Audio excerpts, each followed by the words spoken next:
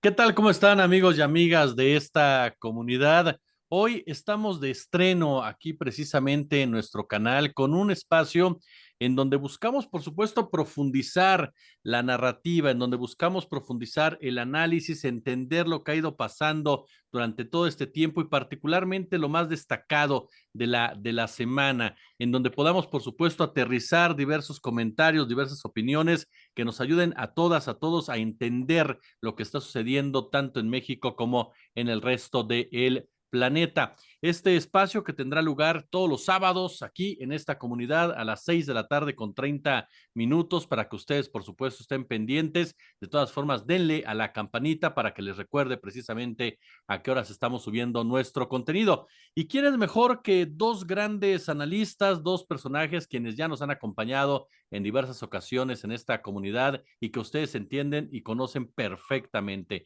Mi querido Federico Bonazo y Ricardo Valderas, a quienes saludo, por supuesto, con muchísimo gusto y les doy la bienvenida a nuestra comunidad. ¿Cómo están? ¿Qué dicen? ¿Qué tal? Qué gusto grande, Jesús, Ricardo, compartir con ustedes este espacio. Compañeros, pues muy contento de inaugurar este gran espacio y muy agradecido contigo, Jesús, por abrirnos las puertas y confiar en nuestro trabajo. No, hombre, el agradecido y el honrado soy yo. Oigan, y a ver, de entrada, de antemano, una semana difícil para Xóchitl Gálvez, una semana en donde Marco Cortés da a conocer unos acuerdos con el señor Alejandro Moreno, con el gobernador de Coahuila, Manolo Jiménez. Marco Cortés dice, pues yo lo di a conocer porque en el PAN somos transparentes, no estamos en contra de la opacidad, pero parece que no se quiere dar cuenta lo que significan precisamente esos acuerdos y sobre todo qué estaban negociando en los mismos. Y es uno de los temas que más se ha comentado esta semana porque Xochitl Gálvez, en una entrevista con López Dóriga, dice, yo no tenía ni idea de esos acuerdos, pero después el señor Marco Cortés en otra entrevista dice, no, si yo lo platiqué con Xochitl, lo platiqué con Xochitl y con Alejandro Moreno. Yo les pregunto en este marco, Marco Cortés ha normalizado ya la corrupción, se está justificando con este tipo de declaraciones. ¿Cómo entendemos, Federico, este primer tema en donde, insisto, una semana difícil, complicada para Galvez, que incluso fue rechazada ya por el propio Eduardo Verástegui para sumarse a su equipo de campaña?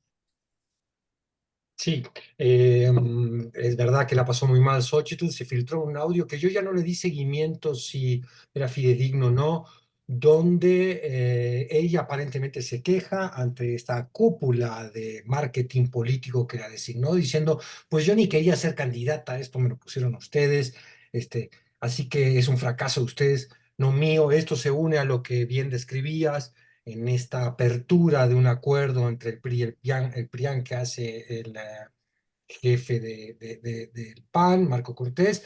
Estos dos elementos abonan aún más a lo que es un claro deterioro de las relaciones en una coalición que cada día se ve más frágil, más empobrecida en sus propuestas y con un escenario electoral cada vez más dramático en donde aspirarían únicamente a rescatar algunos puestos legislativos y por supuesto encargos políticos en los gobiernos, ¿no? Entonces, vemos, yo al principio pensaba esto está esta naturalización, como tú bien indicabas, de estas prácticas políticas, son una nueva señal de tiempos que han cambiado, donde la política efectivamente, como dice Marco Cortés, debe hacerse a la luz del día, o en realidad es la naturalización de prácticas completamente corruptas, donde por supuesto que está muy bien en un trueque político, eh, digan, bueno, yo te voy a dar esto por aquello, siempre dentro del marco de lo legal. Lo que vemos en ese acuerdo abierto es que no solo hay cargos políticos en el trueque, sino que hay también cargos de instituciones autónomas, eh, notarías, es decir, la presencia o la omnipresencia y el poder de los partidos políticos en muchísimos otros ámbitos ciudadanos donde no deberían tener este poder de decisión y mucho menos usar esos puestos en instituciones autónomas o en otro tipo de estructuras como canje político. Y entonces ahí queda abierto lo que pues, claramente son pues prácticas conductas, por lo menos. Después eso sí en cuanto a las formas, ¿no? Se desnuda una profunda impericia de los líderes políticos que han perdido escrúpulos, noción de lo público, sentido estratégico, ¿no? Y hay un hecho muy grave, que es que vemos que hay un dedazo total en el frente opositor. Cuando ellos proponían hacer un proceso democrático interno que estableciera una candidata, hicieron todo este teatro entre Beatriz Paredes y Xóchitl y dijeron que al final, bueno, la parte de la elección directa sí la dejaban de lado, pero las encuestas claramente favorecían a Xóchitl, iban a avanzar según las encuestas, nos damos cuenta que no. Queda al descubierto que en este acuerdo que ya la presidencia de la República la ponía el PAN, la candidatura a la presidencia y a la gobernatura de la Ciudad de México la ponía el PAN. Entonces, bueno, estamos ante el dedazo y estamos ante el desnudamiento del único programa que tiene que ofrecer esta oposición tan deslavada y en clara decadencia y pelea interna, que es el poder por el poder. No hay un programa alternativo que se le presente a la sociedad. Esto se ha dicho muchas veces, pero bueno, ellos nos dan permanentemente elementos para seguirlo diciendo, porque hasta que no presenten un programa, y la excusa no puede ser que los modos electorales, los tiempos electorales aún no lo permiten, por supuesto que se podría estar esbozando ya una idea de país, y lo que hay es una idea de superficie retórica formal de marketing político y jamás una idea concreta de país. Debilita aún más la imagen de la oposición ante la sociedad. Sería de risa si no fuera grave como impacto que tiene en nuestra democracia todavía tambaleante este tipo de oposición política. Oye, Ricardo, como bien me decía este Federico, una oposición tambaleante, pero a mí lo que me llama la atención es esta necedad de Marco Cortés de seguir insistiendo en que no hizo mal. Es decir, él en todas las entrevistas que ha dado dice, yo no me equivoqué. E incluso el mafioso es el presidente de la República, porque en el PAN estamos acostumbrados a hablar claro, es decir, quiere llevar la discusión al tema de la transparencia, pero no toma en cuenta, por ejemplo, que se están negociando notarías que en otros gobiernos han servido hasta para el lavado de dinero y la construcción de empresas fantasma por parte de administraciones estatales. ¿Tú cómo valoras esto, mi querido Ricardo? Es una verdadera revelación y yo creo que en ese sentido coincido con gran parte de la discusión pública, principalmente porque a mí no me sorprende Marco Cortés. A mí no me sorprende Xóchitl Gálvez. Yo lo he dicho contigo y con Federico abiertamente. Yo creo que este sistema cupular partidario, que además es cleptócrata en los términos que lo planteaba Aristóteles de los sistemas de gobierno legítimos o ilegítimos, está actuando como actúa. Como lo he dicho antes, las fiscalías y el sistema judicial está hecho para sostener a los ricos sin procesarlos. El sistema jurídico funciona a la perfección. La impunidad es parte de su estructura y este documento solo revela eso. Es tan evidente que ahora tienen la osadía de revelar con puño y firma cómo acuerdan universidades, notarías, nombramientos de la magistratura. ¿No eran ellos los que salieron a la calle a decir que las instituciones no se tocan? No se tocan cómo. O sea, se tocan siempre y cuando formen parte de esta gran cúpula de reparto epistolar de toda la estructura del Estado, ahí sí se toca, pero si se quiere reasignar fondos, medir la estructura fiscal con la que se sostienen las estructuras, eso está mal. Yo ya no entiendo el discurso y por eso no me sorprende. Lo que verdaderamente me sorprende es que no haya ningún rector de una universidad pública saliendo a recular, a decir, mi nombramiento es legítimo, que no haya un solo titular de las instituciones de transparencia y que el INAI se haya quedado callado. Eso sí que me sorprende, porque el que calla otorga, Jesús. Entonces, lo sabemos en Jalisco. El actual rector fue candidato del PRI por la alcaldía de Guadalajara. Y a nosotros no nos sorprende. Los tapatíos estamos, digamos, muy naturalizados con este sistema de corrupción, esta estructura de corrupción que lo vivimos con el Padillato. Si hablabas mal de Raúl Padilla, no tenías espacio en la UDG. Después, si hablabas mal de Villanueva, pues no tienes espacio en la UDG y subsecuentemente son parte de la misma estructura corrupta. Yo lo he dicho cuando publiqué La Mafia de la Ciencia, se alía a decir esto mismo. La gente se daba golpes de pecho, es que los rectores son gente impoluta. No, no lo son. Lo que me parece grave es que no les parezca grave, que crean que pueden decir y formar parte de esta estructura de despojo y que su legitimidad pueda ser puesta en duda con un documento firmado por las más altas cúpulas partidarias, viejas, absurdas, que nada tienen que ver con el Poder Judicial, que nada tiene que ver con el sistema notarial, que nada tiene que ver con las administraciones supuestamente autónomas de las universidades, que nada tiene que ver con el reparto distrital, aunque así lo parezca, así no es. Para eso tenemos, porque a mí me parece grave incluso la repartición de los distritos, porque ¿qué no votamos por nuestros representantes? Y entonces esto es nada más una prueba de lo que venimos diciendo muchos y muchas periodistas desde hace mucho tiempo. El aparato de Estado funciona para robar. Estamos viviendo un Estado ilegítimo de gobierno, como lo habría calificado Aristóteles.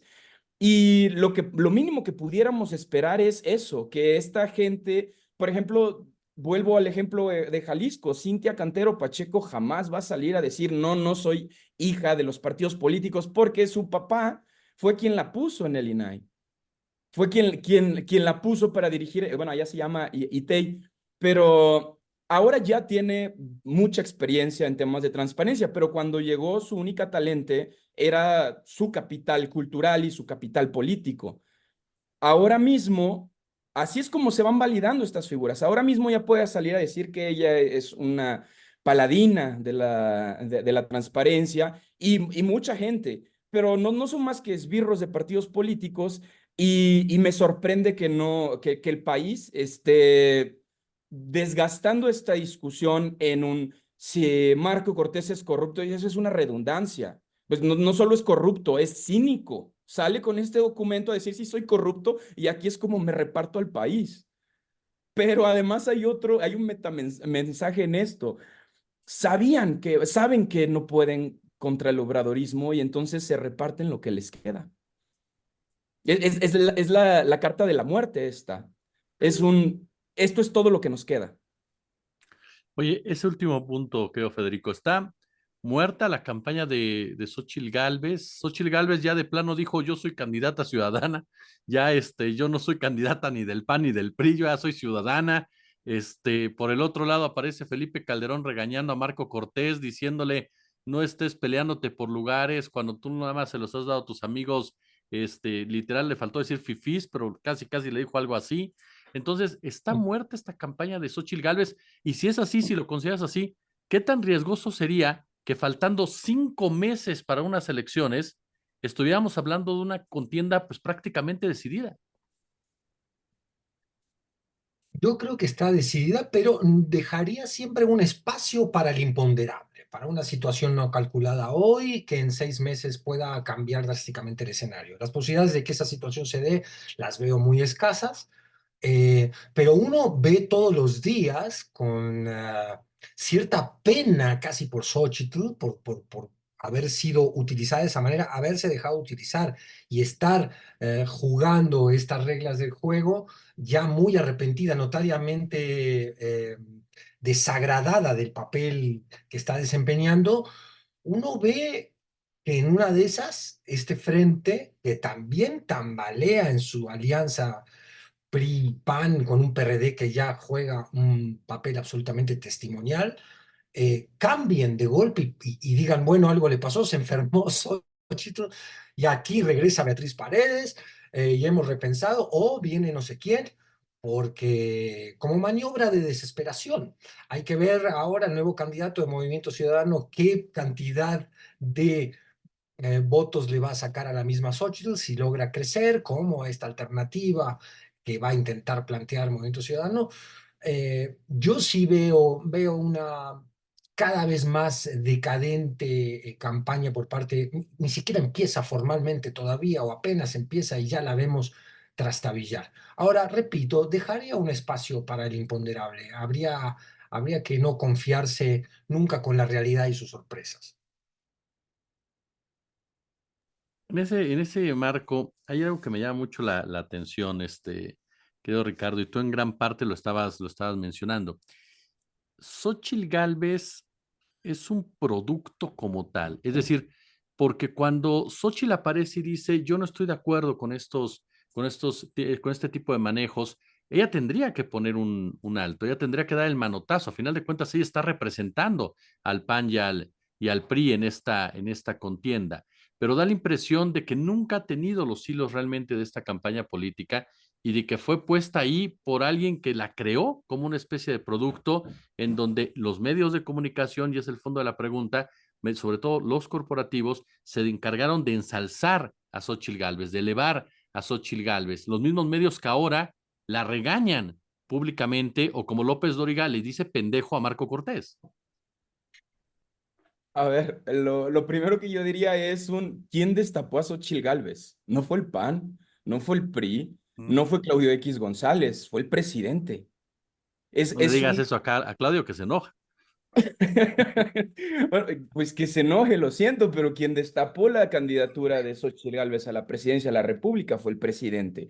Si las negociaciones a la interna del rey de los acrónimos fueron otras y vieron cómo figuraba la persona en cuestión dentro de este grupo cupular, bueno, lo que vemos aquí es que Xóchitl Gálvez tiene el apoyo de un cierto grupo de la élite dentro de estos partidos políticos, pero definitivamente no es quien manda, porque imagínense que estamos compitiendo por la presidencia de la República, nosotros tres, y de pronto alguno de nuestros partidos sale a declarar un acto de corrupción como lo hizo Marco Cortés. ¿Eso contra quién es? Es claramente un atentado contra Xóchitl Gálvez. ¿Y qué pasa con los medios de comunicación? Todo el mundo está diciendo es que Xóchitl Gálvez está sola. Xóchitl Gálvez siempre estuvo sola. Ella no forma ni estructural ni ideológicamente hablando parte de estas cúpulas. Y yo tengo otra lectura sobre lo de Verástegui, porque la carta, justo la leí hoy en la mañana, que dice, tengo muchas razones por las que no. En realidad es todo lo que sí es. Xóchitl Gálvez no es trotskista. Xóchitl Gálvez no está a favor de la legalización de todas las drogas. Xóchitl Gálvez no es feminista. Xóchitl Gálvez no está a favor de los derechos civiles. Forma parte de una estructura partidaria y ella, si es militante del PAN, no puede estar a favor de todo esto. Es más un esquema de legitimación para hacernos creer que como la ultraderecha dice que no puede competir o convenir en los mismos espacios junto a Xóchitl Gálvez, entonces Xóchitl Gálvez de manera inmediata se acredita como una figura de la izquierda, cuando no lo es. Aquí el problema es que las izquierdas que han aparecido en América Latina, y esto nos va a servir incluso para abrir pauta al siguiente tema, es que pocas o en ninguna de las ocasiones se puede hablar de una verdadera izquierda. En Brasil, la izquierda iba de la mano de la industria extractiva minera, del sindicato minero, con Lula da Silva. En Ecuador iba muy derecho de grupos religiosos. En México va de la mano de grupos religiosos. Y yo más bien las ubicaría como neoliberales progresistas que se identifican como izquierda. Y como todas las identidades, tanto políticas como sociales, son de autoadscripción, uno no va a salir a decir que sí es de izquierda y que no. Sin embargo, en los estudios sociales, para hacerte llamar una persona izquierda, forzosamente tienes que ser marxista. Lo dijo Alain Badiou, lo dijo Engels, lo han dicho todos los catedráticos y todas las catedráticas de la izquierda. Y proactivamente, si bien es cierto que los gobiernos que se asumen de izquierda han tenido un enfoque mayormente social a los abiertamente neoliberales o de derecha, esto no los convierte en grandes estrategas económicos que hayan pensado la geopolítica de una manera no invasiva, que hayan gestionado economías comunitarias y que den un respaldarazo a las economías emergentes y que den la espalda al Fondo Monetario Mundial, como sí lo hizo Ecuador en su momento, como sí lo hizo Venezuela en su momento.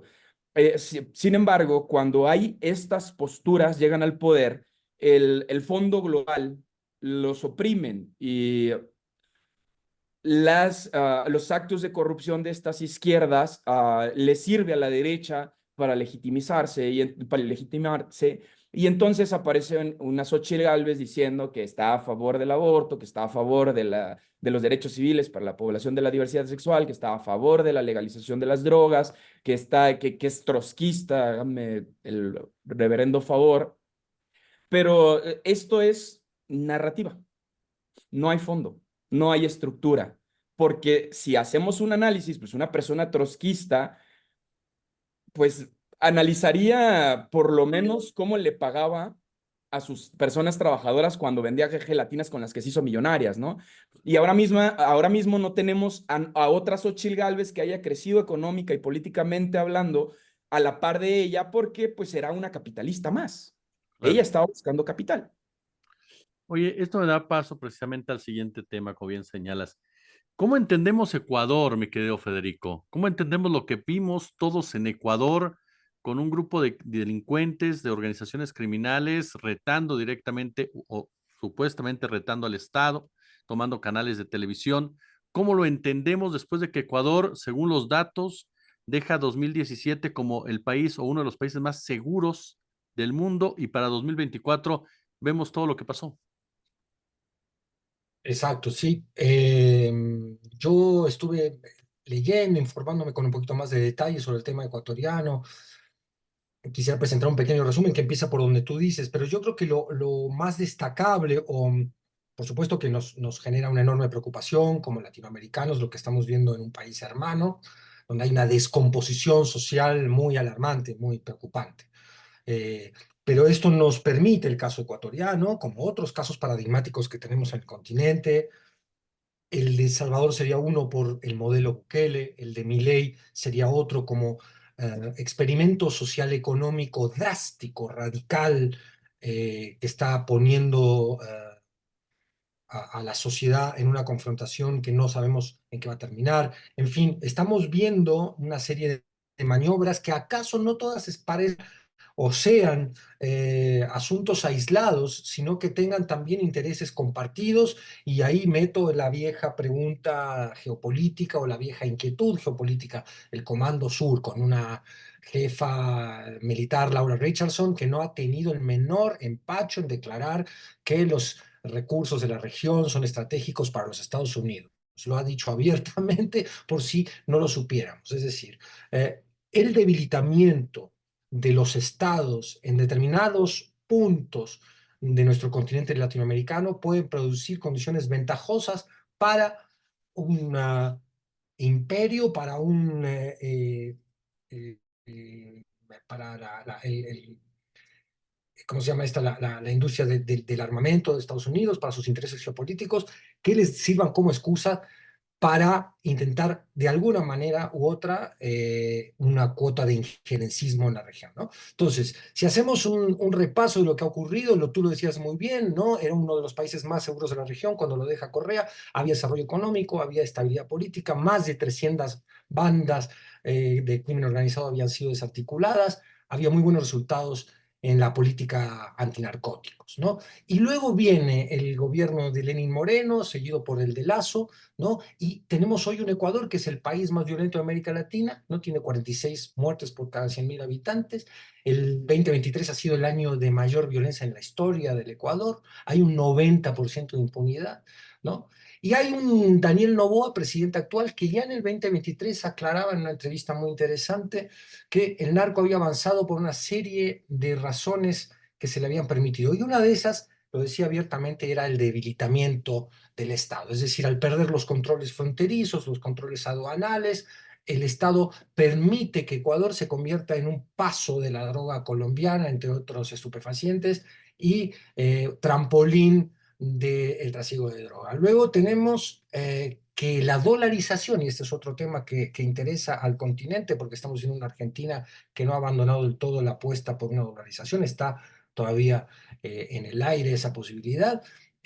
Al dolarizar entran, salen dólares sin el menor rastro ¿no? Fiscal. Eso también hace más complicado. Esto lo decía Noboa en una entrevista. Estoy repitiendo lo que decía el candidato hoy presidente de Ecuador. Esto eludía un poco el rastreo fiscal del dinero de la droga. Luego, Ecuador tiene el tercer puerto más grande de contenedores del continente, lo cual también, al perder los puertos, también control sobre las mercancías, con esto, repetimos, un estado debilitado, se favorece nuevamente que el territorio ecuatoriano sea un muy buen lugar para el tráfico de las drogas, ¿no? Entonces, luego, ¿qué sucedió? Bueno, vino el asesinato del candidato Fernando Villavicencio por uno de los que hoy se ha fugado, uno de los líderes del crimen organizado que se ha fugado. El presidente no logra implementar un plan de seguridad como el que prometió en campaña, tiene un gabinete improvisado, se va a los primeros días de gobierno, dejando el país un poco en manos de una de las secretarias de seguridad. Y empieza esta crisis carcelaria enorme que vimos en las últimas semanas, donde los presos toman las cárceles, amenazan a los guardias y amenazan al Estado, la toma de la televisión que también describías. Entonces, hay un desafío directo al Estado ecuatoriano que, por supuesto, nos hace eco en otros lugares, incluido México. Eh, ¿Qué ocurre cuando el crimen organizado crece con esta magnitud y el Estado a la vez, paralelamente, se va debilitando? Eh, Puede haber una situación de desafío concreto, real, frontal al Estado y lo que eso implica en cuanto nuevamente temor de intervención o temor de que la sociedad termine optando por un modelo Bukele, ¿no? Donde se arrase con cualquiera que tenga pinta de narcotraficante, con todos los prejuicios que esto significa, con todo el racismo que esto significa, se llenen las cárceles, se violen, se abandone la estructura, la columna ética de los derechos humanos y se llegue a un estado policial, ¿no? Entonces, bueno, vemos con enorme preocupación lo que está sucediendo en Ecuador. Yo creo que hay que seguirlo con mucha atención. Hay que ver en esta pulseada entre Estado y crimen organizado que va a ir sucediendo y, y lo que eso significa como advertencia, como mensaje, como lección política para el resto del continente. Federico, ya lo comentabas tú en este tema de Ecuador, pero Ricardo, hay un punto que llama la atención. Ecuador es un jugador ya del narcotráfico. Es un jugador importante en ese marco por el tema de los puertos, todo esto. Y la pregunta es, ¿qué tanto está influyendo Estados Unidos también en toda esta crisis? ¿Qué tanto nos topamos con gobiernos abiertamente de derecha, como fue el caso de Lazo, como es el caso de Noboa, e incluso el propio Lenin Moreno, que aún viniendo del grupo de Rafael Correa, cambió absolutamente todo lo que estaba haciendo Rafael Correa, y nos topamos con una nueva versión de lo que fue el Plan Colombia, el Plan Mérida, es decir, gobiernos de derecha que utilizan el narcotráfico como una forma de control social para evitar lo que se viene en Ecuador, que se ha advertido ya que es una crisis económica y evitar protestas sociales. ¿Cómo entendemos esto en el tema de Ecuador? Mira, lo primero que me gustaría decir, porque es un tema verdaderamente complejo y hay personas que pueden reaccionar de manera no adecuada frente a lo que sea que se pueda decir al respecto, es que no es una simulación. El noticiero sí fue tomado porque hubo incluso algunas personas periodistas que compartieron que se trataba de fake news. No, no son fake news. La violencia existe. Y el narcotráfico está en todos lados. Hay una connotación moral de lo que está bien y está mal, y esto cambia conforme justo a la actividad política. Quienes inventaron el fentanilo fue Estados Unidos, en un laboratorio. Ellos fueron quienes impulsaron una campaña que decía que no era adictivo, que servía como tratamiento, y después hacen estas crisis que yo les llamo crisis de diseño. Bueno, partiendo de que la violencia es real y que el narcotráfico tiene múltiples interpretaciones, para mí la Coca-Cola es narcotráfico, pero no hay nada más adictivo que el azúcar. Para mí Marinela es narcotráfico, porque son no esencialmente la palabra, porque las palabras transmutan, existe desdoblamiento del mensaje y hace que tengan diferentes interpretaciones, pero sí en el sentido estricto de traficar con un estupefaciente. El azúcar es un estupefaciente. México tiene más muertes por diabetes que víctimas del crimen organizado, por poner un ejemplo. Entonces, partiendo de esta idea, aquí tenemos una cosa muy clara. Daniel Noboa estudió y vivió en Miami, que es el centro conservador republicano de Estados Unidos. Es un empresario, antes que ser político, es un empresario de la imagen, además, es un showman. Y evidentemente puede utilizar cualquier tipo de herramientas. Lo que hacen los gobiernos, o lo que yo he podido percibir, quizá me equivoque y habrá gente que tenga otros elementos, es que no es necesario hacer un montaje de esta naturaleza, simplemente descuidas la seguridad. Tienes el factor para enviar recursos, para no pagarle bien a tus agentes, para filtrar información, para hacer negocios aparte, y esto genera convulsión. Y entonces efectivamente hay una crisis, y la crisis no tiene que ver con el puerto de Ecuador, tiene que ver con las negociaciones que se están haciendo ahora mismo, o desde donde yo lo veo, por la transición energética. ¿Por qué? Porque Ecuador se encuentra muy cerca de lo que llamamos el triángulo de litio. Y de hecho, Ecuador es un gran productor de litio, principalmente para uso médico. Hay algún tipo de tratamiento psiquiátrico que hace uso de litio. Y grandes comentaristas y analistas en Ecuador apuntan a que evidentemente el país está quedando fuera del juego cuando ya son productores y estas empresas podrían tener cierta participación en lo que es la transición energética y el uso de minerales indispensables o minerales estratégicos. Recordemos que según las proyecciones de las naciones del mundo a 20 años, no hay minerales suficientes, es decir, se acabó el progreso y lo que estamos viendo es una guerra económica por quien concentra los pocos recursos que quedan para poder cumplir las metas que se trazan en las grandes cúpulas. Esto no es teoría de la conspiración, esto es así. Hay algunas economías que se van a inflar.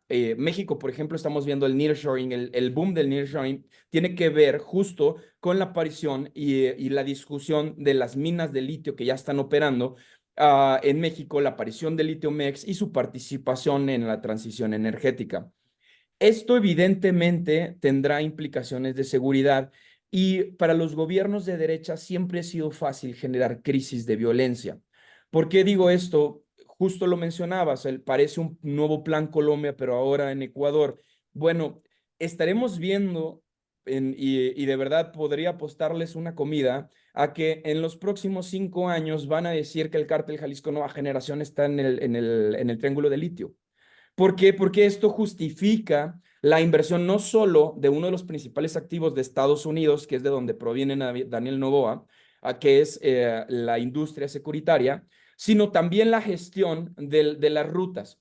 Y las rutas son indispensables no solo para mover los materiales, también para mover la droga. Y estos negocios, al final del día, imagínense que ustedes son dueños de una empresa. A mí me gusta mucho hablar de ejemplos. Y entonces tienen el canal de Panamá que está a 200 kilómetros antes del puerto de Ecuador. Tienen Manzanillo, que es el puerto más grande de América Latina. ¿Por qué decidirías utilizar Ecuador? Esto es más un pretexto que un dato duro. Esto es más un ejemplo de cómo cualquier cosa puede ser un pretexto para la seguridad y a través de la seguridad generar miedo. Y bueno, ahora hablamos de un estado de excepción en Ecuador, cuando lo que se ha intentado es borrar todos los residuos que quedaron de los gobiernos de izquierda. Recordemos que Julian Assange termina en la embajada en Ecuador, en Gran Bretaña, justo porque dentro de la aparición de los gobiernos de izquierda, Ecuador tenía una figura jurídica épica que no se había repetido en mucho tiempo y que además ponía en disputa todo el negocio de los muros, todo el negocio de la seguridad migratoria, que era la ciudadanía universal. Ese fue el verdadero motivo por el cual Julian Assange termina ahí, porque inmediatamente en tierra ecuatoriana eres ecuatoriano. Entonces tenías derecho a un juicio en Ecuador y de esta manera podía tener protección. porque mucha gente ofreció asilo, pero las condiciones eran favorables en Ecuador justo por esta estructura. Bueno, no lleguemos más lejos. En dos gobiernos posteriores, justo con Guillermo Lazo, desaparecen las ciudadanías universales. ¿Por qué? Porque la jugada de la derecha siempre es desaparecer toda estructura que pueda atentar contra su lógica del cómo deben de pasar las cosas. Porque si se atenta contra su lógica, se rompen sus lógicas comerciales y esta gente todo lo que necesita es dinero. Dinero, mi querido Federico, la guerra contra las drogas nuevamente desde un aspecto intervencionista, de despojo de recursos naturales y de la mano precisamente de una corriente ideológica política que se ha visto beneficiada desde hace por lo menos 40 años, si lo queremos ligar con el neoliberalismo como sistema financiero. Sí, desde luego, te preocupa, ¿no? Y que además tiene un montón de vericuetos y de variables que nos fuerzan a intentar desmenuzar por dónde van a venir las nuevas batallas que también describía ahora Ricardo, que son las batallas por los recursos. Eh, Estamos viendo la instalación de estos personajes en el poder político, en las presidencias de tantos países que vienen justamente del mundo del espectáculo o del mundo del TikTok, como el caso de Milei, Zelensky, más allá del océano Atlántico, pero quiero decir, estamos viendo la funcionalidad que cumplen una serie de personajes díscolos utilizados por estos intereses muy poderosos, muy inescrupulosos, que han aumentado de manera abierta su falta de escrúpulos, la han confesado, la han naturalizado. Si tenemos a un Elon Musk que dice, yo voy por el litio de Latinoamérica, y hay quien le dice, bueno, pero espérese, no puede usted apoyar un golpe de Estado en Bolivia para ir usted por los recursos del litio, y dice, ¿por qué no? Lo dice él en su cuenta de Twitter, no es que lo estamos especulando nosotros acá por, como también señalaba Ricardo, teorías conspiranoicas. No hay ninguna teoría conspiranoica. Además, yo le tengo cierto respeto a la teoría de la conspiración, ¿no? Imagínense a Julio César rumbo al Senado diciendo no creo en teorías de la conspiración. Política, la geopolítica, los grandes intereses se mueven siempre a través de conspiraciones muy bien urdidas. Claro. Eh, y si Elon Musk es un tipo que sin el menor ambaje te comenta, pues sí, vamos, no se descuiden, dice él en un tuit, haremos y apoyaremos golpes de Estado allí donde haga falta.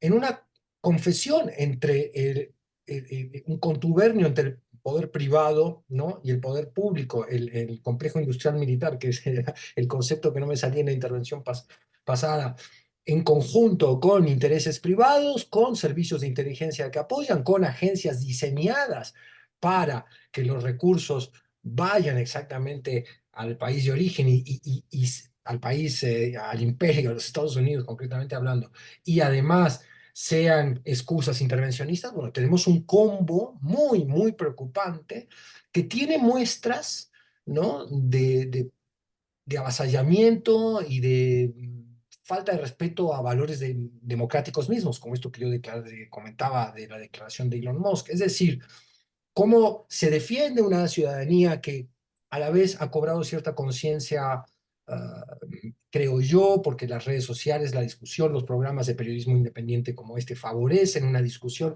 que quizás antes estaba más soterrada o más destinada a especialistas, a grupos un poco más cerrados. La ciudadanía está cobrando conciencia de este mundo global. Hoy estamos hablando de Ecuador y de lo que eso representa a nivel regional en un programa que se genera en México. Es decir, cómo esa conciencia creciente, a mi modo de ver, que habría que esto plantearlo con hipótesis, ¿estamos creciendo en conciencia ciudadana, sí o no? Yo creo que sí, resiste las alarmas que esa conciencia le están generando. Es decir, bueno, si vemos este avasallamiento, si vemos cómo estos poderes económicos se desayunan al poder político, en contubernio muchas veces con el poder militar. Bueno, ¿cómo resistimos? ¿Cómo fortalecemos la democracia? ¿Cómo jugamos por una institucionalidad que sepa defenderse, protegerse de un mundo globalizado donde eso, estamos viendo estados que abiertamente ya sin las narrativas justificativas que había en el pasado, dicen voy por todo, ¿no? Porque comparemos, por ejemplo, el caso Milei con Trump, que vienen de la misma matriz comunicacional y aparentemente son lo mismo. Trump representa un proteccionismo absoluto de la economía local de los Estados Unidos. Su agente Milei en la Argentina representa exactamente lo contrario, es la apertura absoluta de los recursos con leyes que en este momento están promoviendo el remate del país para que las grandes 10, 15 corporaciones, una de ellas Starlink, Elon Musk, por supuesto, tomen posesión de los recursos argentinos de inmediato, en lo que la Corte Suprema vuelve de vacaciones, en lo que el Poder Legislativo se despierta, entraría en vigencia un decreto brutal que no es otra cosa que esto. Intereses claramente de los Estados Unidos en la región, jugando con soldados locales puestos en el poder político. Algunos que se creerán su doctrina anarcocapitalista y creerán que están haciendo una revolución de la escuela austriaca de economía y que están jugando, al fin han podido jugar con esa maqueta, con esa llamada la Argentina u otros países de Latinoamérica, están jugando al fin el juego que querían jugar con sus dogmas económicos. Pero sin duda, en lo concreto, en lo práctico, se convierten en agentes de este poder de los Estados Unidos en la región, que no escatima ni en declarar sus intereses a través de, repito, Laura Richardson del Comando Sur o sus voceros de las grandes corporaciones como Elon Musk. Preocupante, preocupante. Yo creo que hay que generar una, más allá de la información, que es el propósito de este programa, generar esquemas de resistencia colectiva, democrática, institucional a este avasallamiento. Cierro contigo este primer programa, querido Ricardo. Pues yo creo que ya no hay mucho más que decir después de la brillante intervención del querido Bonazo. Y lo que sí me gustaría agregar al respecto es que justo también considero que Ecuador es un gran ejemplo para hablar de cómo las economías de Centro y Suramérica hemos sostenido durante mucho tiempo la economía global de Estados Unidos. Es decir, creo que este ejemplo nos sirve para entender que Estados Unidos no sobrevive sin nosotros. No es a la inversa, como nos quieren hacer creer, porque incluso no sé si en Ciudad de México ocurre el mismo fenómeno, pero en todas las ciudades fronterizas existe una especie de malinchismo en el que, bueno, lo vemos también en ciudades turísticas como Cancún, en donde existe ya una dolarización no escrita, pero que es aplicativa.